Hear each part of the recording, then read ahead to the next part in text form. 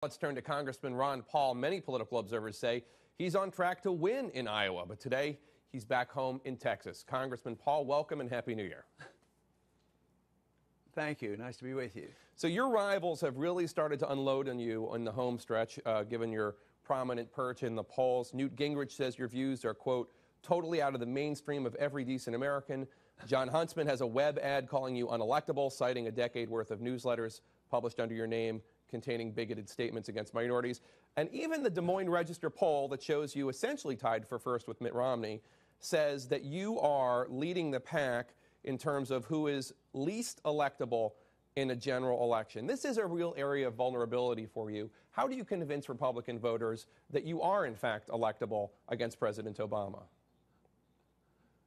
Well, that whole thing is a contradiction in terms. If I'm leading into polls, that means I'm electable. I've been elected 12 times in Texas. When people get to know me, we're doing well in the polls. Our crowds are getting bigger, and the people who are complaining are the ones who are way down in the polls, so they don't have a whole lot of credibility about my electability.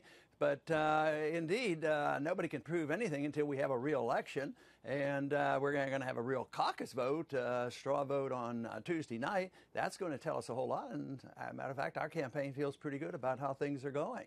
But certainly, Congressman, you would concede that some of your views, some of the principles you hold in terms of drug legalization or in terms of, I know you wouldn't call it isolationist, but a non-interventionalist policy in the world, these are views that are not shared by a majority of Americans. And I think the concern among Republicans is once they are better known, that would hurt you.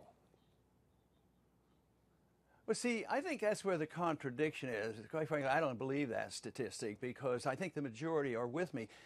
What percent want to come out of Afghanistan? It's like 75, 80%. How did George Bush win in the year 2000? He talked about a humble foreign policy, non-intervention, no nation building, no policing of the world.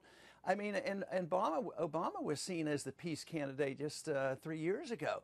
So I would say the American people are with me more now than ever before. They're with me on cutting spending. Nobody else is proposing cutting spending. I want to cut $1 trillion out of the budget. And this support, I get support from all the Republicans on this. And I would say that it remains to be seen. But I feel very comfortable with the growing number of people that come out to our rallies and the enthusiasm.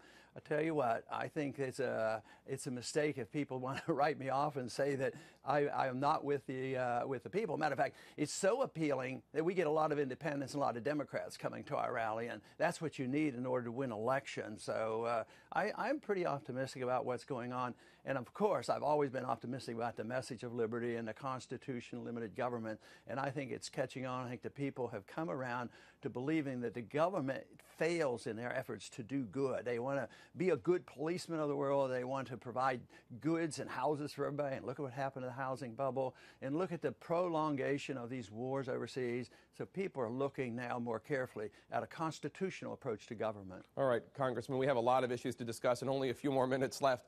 I do want to ask you about those newsletters published under your name in the 80s and 90s. In the 90s, you defended them. In 2001, you said you did not write them. You now say you did not write them, you did not read them, and you disavow them. So just if you could give a straight answer on this, who wrote these newsletters, and do you still associate with these people? Well, I think your assessment there is mixed up because the reporting has been bad. I did not. I wrote a lot of part of the letter, and I've never said I did. I wrote some of the, the economic parts. I was not the editor. I was the publisher, and there were some very bad sentences put in. I did not write those. I did not review them. Who wrote them? And that them? is an error on my part. But I condemned them. I condemned them. I don't know exactly who wrote them. It's I had 8 or 9 people working for me back then, and a lot of people wrote a lot of different things. So I've condemned them and did not write them, and I've said this quite a few times. So I just don't think that that in itself is going to have long legs, because people who know me know exactly what my thoughts are. People know everything about that in my district. It's never been, a big issue at all. And most importantly, on the issue of race relations, I'm the one that really addresses it when we look at the drug war and the imprisonments, the court systems, the death penalty, the imbalance on the suffering of the minorities in our military, whether we have a draft or no draft.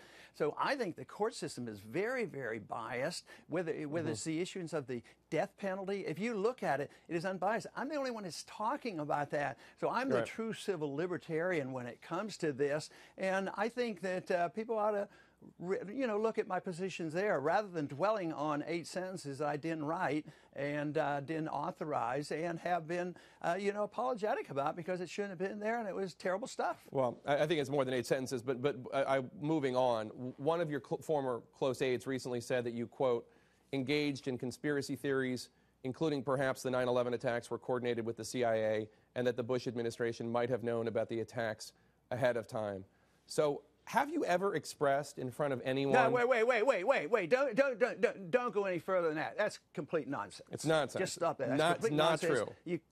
true. No, I did not. I never bought into that stuff. I never talked about it. Okay.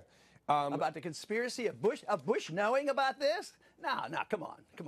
Let's be reasonable. Okay. That's just off the wall. And then lastly on the newsletters, I just want to ask this. You published a for-profit newsletter under your own name for decades, didn't know it included extremely offensive statements. Assuming what you're saying is 100% true, you did not see these sentences. Doesn't this call into question your management style?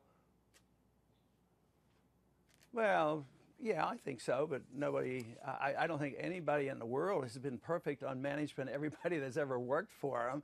Yes, it's a flaw, but I think it's a human flaw, and I think it is probably shared by a lot more people than myself because, when you have hundreds of people over the years that have worked for you, and it's happened even in big corporations or big newspapers or on TV stations, you can't monitor. Every once in a while somebody on a TV station will say something, but does the owner and the publisher, get blamed for what the person says? So no, you can't monitor every single thing, but it is a flaw.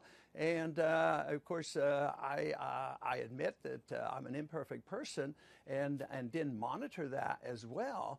But to paint my whole life on that is a gross distortion because we have to remember I didn't write them, I didn't see them before that, and I have disavowed them. That, to me, is the most important thing. The only other thing that we should do is you and others should look at all my other statements in my defense of civil liberties and race relations. Believe me, if anybody cared about it, all they have to do is go to the internet. And the defense is honest and straightforward, and you will get an honest assessment of my views on race relations. And that's all I ask for people to do because I feel quite comfortable with myself. I know where the shortcomings were, but I'm very comfortable with my viewpoints, believing very sincerely those people who know me know exactly where the defect is in race relations today. It's in the judicial system where minorities are mistreated more so than anybody else. All right, Congressman and Dr. Ron Paul, we have to leave it there. Thank you so much. Good luck on Tuesday and hope you have a great 2012. Thank you.